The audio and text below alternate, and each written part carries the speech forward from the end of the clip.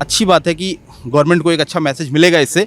मुझे लगता है गवर्नमेंट को स्ट्रिक्टली बच्चों के भविष्य से खिलवाड़ करने का किसी को कोई राइट नहीं है। चाहे वो आज एक गवर्नमेंट है, कल दूसरी गवर्नमेंट आएगी।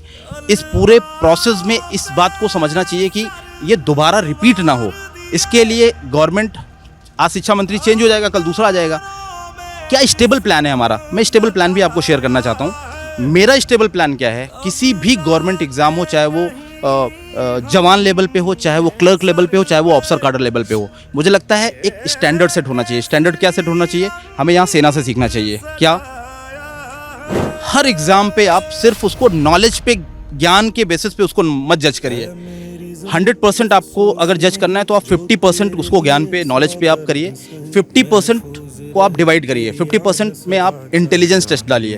इंटेलिजेंस टेस्ट आप समझ रहे हैं? मतलब ये कि उसकी ट्रेनेबिलिटी कितनी है, उसका वर्बल रीजनिंग चेक करिए। मतलब हमारी दो तरीके की एज होती है। एक मेंटल एज, आपकी जितनी भी एज होगी वो क्रोनोलॉजिकल एज है। हमारी मेंटल एज कुछ और होती है और एक होती है क्रोनोलॉजिकल एज। तो बच्चे का इंटेलिजेंस टेस्ट करिए, हर उसको 10% वेटेज दीजिए।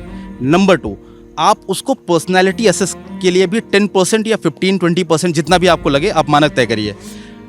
पर्सनैलिटी को मैं 2 पार्ट में डिवाइड करूंगा। पर्सनैलिटी टेस्ट में आप इंडिविजुअल लेवल पे उसकी पर्सनैलिटी कैसी है, मतलब वो मेंटली, साइकोलॉजिकली, फिजिकली, इमोशनली कितना बैलेंस पर्सन है, वो एक ऑर्गेनाइजेशन के लिए कितना फिट है, वो ऑर्गेनाइजेशन की नीड को समझ रहा है या नहीं समझ रहा है, उस पर टेस्ट होना चाहिए। जिसके लिए साइकोलॉजिकल टेस्टिंग्स हैं, वर्ड एसोसिएशन टेस्ट होता है, थीमेटिक का परसेप्शन टेस्ट होता है, जिसमें बच्चे को एक पिक्चर दिखाई जाती है, उससे क्या वो लिख रहा है उसे समझ में आएगा।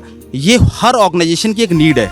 तो मुझे लगता है इंडिविजुअल पे पर्सनालिटी टेस्ट होना चाहिए। दूसरा, पर्सनालिटी टेस्ट में आप ग्रुप में भी पर्सनालिटी टेस्ट करिए कि क्या वो ग्रुप में कंफर्टेबल है कि नहीं। जैसे आप न्यूज़ पिंच जैसे ऑर्गेनाइजेशन को रन कर रहे हैं, अब आप एज अ लीडर ये समझ रहे होंगे कि आपको टीम के बिना you can not run this organisation. तो हमेशा हम सभी को एक छोटे भी ऑर्गेनाइजेशन में एक टीम में काम करना पड़ता है। डॉक्टर हो, इंजीनियर हो, एक सेना का जवान हो, सेना का अधिकारी हो, वो हमेशा एक टीम में काम करता है। उसका 10% आप उसका स्टैंडर्ड सेट कर दीजिए, 10% उसके लिए आप मार्क्स रखिए। अब इससे मैं फ़ायदा बताने वाला हूँ क्या होगा। और लास्ट में आप उसको 50% वेटेज इसका रखिए। और उसके अलावा लास्ट में आप, अगर वो बेल्ट जॉब है, मतलब police, paramilitary forces, arm forces की जॉब है, तो आप उसको फिजिकल स्टैंडर्ड और मेडिकल स्टैंडर्ड ऑब्वियसली आप चेक करोगे। इससे फ़ायदा क्या होगा मैं बताता हूँ। आपने सुना होगा सुसाइड केसेस, किस एग्जाम में सबसे ज़्यादा सुना है? इसी एग्जाम में सुना है। नीट एग्जाम में सबसे ज़्यादा सुसाइड केसेस हो रहे हैं। क्यों हो रहे हैं? छोटे बच्चे होते हैं, और छोटे बच्चों से, बिल्कुल सही आपने बोला, छोटे बच्चों से मैं एक और बात बोलूँगा। आज हम ये प्रोटेस्ट कर रहे हैं, सबसे ज़्यादा कौन सफ़र कर रहा है?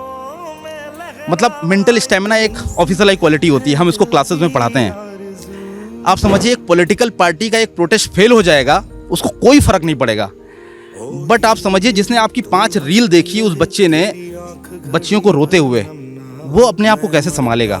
17 साल 16 साल की एज में वो बच्चा या बच्ची, क्या वो एग्ज़ाम के लिए रीप्रिपेयर कैसे करेगा अपने आप को? उसका आप इमोशनल लेवल, उसका आप मेंटल लेवल आप समझिए।